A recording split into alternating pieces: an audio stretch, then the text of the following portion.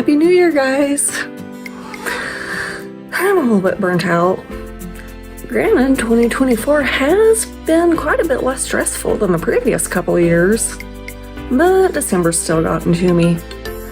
Therefore, I'm taking the exact same escape as any good sitcom does, and doing a year in reverse video. Reverse? Review. A flashback episode for this final one of the year. I'm not going to go over every single video, of course, just hit on a few of the highlights, starting with what I think was the most monumental, not just for myself, but for everyone who witnessed it. So with that, let's go back in time to April, the total solar eclipse. Honestly, that would have been a great day either way, even without a celestial event. My friend Tim was down there, 2 of my uncles came down, and we broke Dad out of the nursing home. So what do you think of the eclipse? Not with me. That was the best part, getting to see it with him. But then the eclipse itself, no matter how many times you see something like that on TV, pictures of it, it doesn't compare to real life. You just can't explain that feeling that you get while you're watching it. Months later, I'm still mind blown. So overall, really great day. I'm glad I got it on film. Next, I think I'd like to talk about just some random places that I went that were new to me, or at least new to the channel. I think I'll start with the springs. Because it's cold right now, and frankly, I wouldn't mind looking at some footage of pretty blue water. First, we'll take a trip back to Eureka Springs, Arkansas. Go to Blue Spring.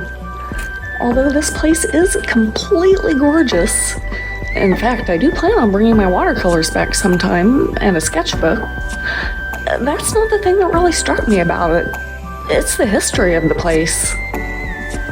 I went into that in the video, so I'll not go over it now. But if you haven't seen it, take a look back, it's pretty cool. Roaring River would be another one of those springs. I don't know what it is that draws me to those places. Just something so unnaturally blue about the water. They feel magical. They give me a calming feeling. They're just so serene. Like nothing could go wrong when I'm there. And then I think about what's under the water. Wondering how deep it really is. Just what else down there, you know? Got into some Route 66 locations this year. Red's was great. I have heard by now from 2 different uncles that it's just not the same as it used to be back in the day. But I didn't try it back then, and I admit to having gone back several times since that first time.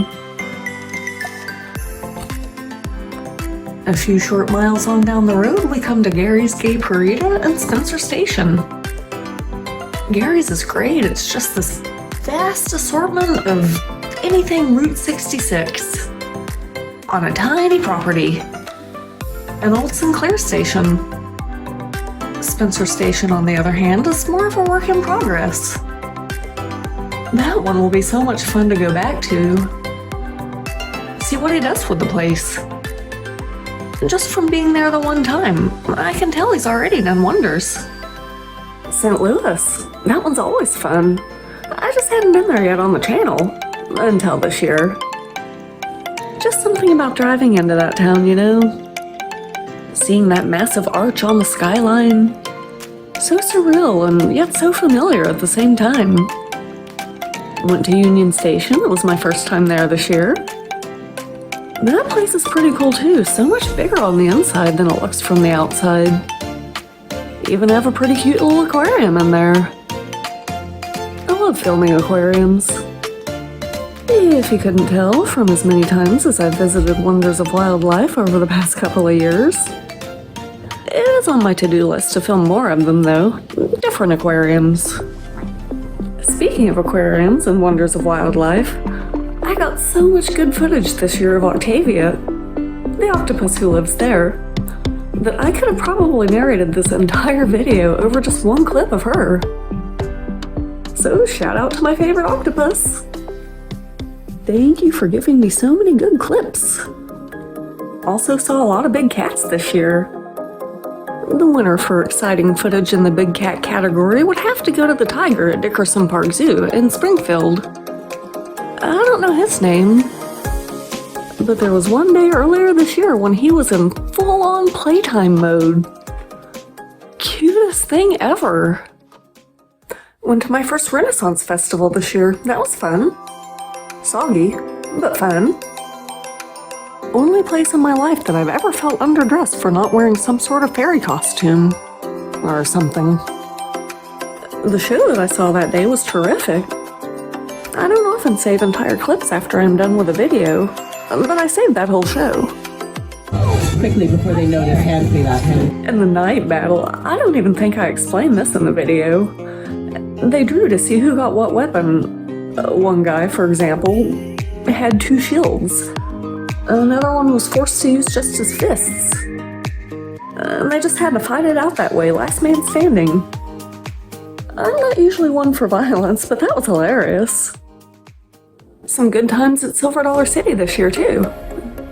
Last year for Street Fest. The living garden at that festival was probably the coolest thing I've seen at that park ever.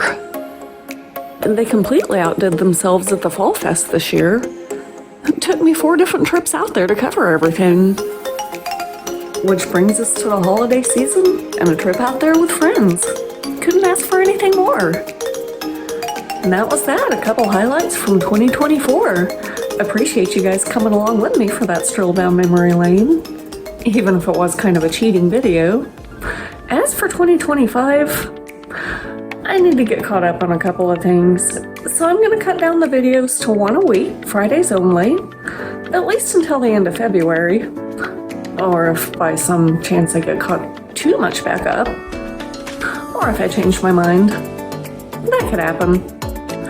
Either way, that's the plan starting next week. 1 video a week on Fridays until March when we go back to 2 a week. Tuesdays and Fridays. Thank you guys, as usual, for coming along with me. Appreciate you. Hope you had a great 2024. And even if you didn't, here's looking at 2025. I'll see you then.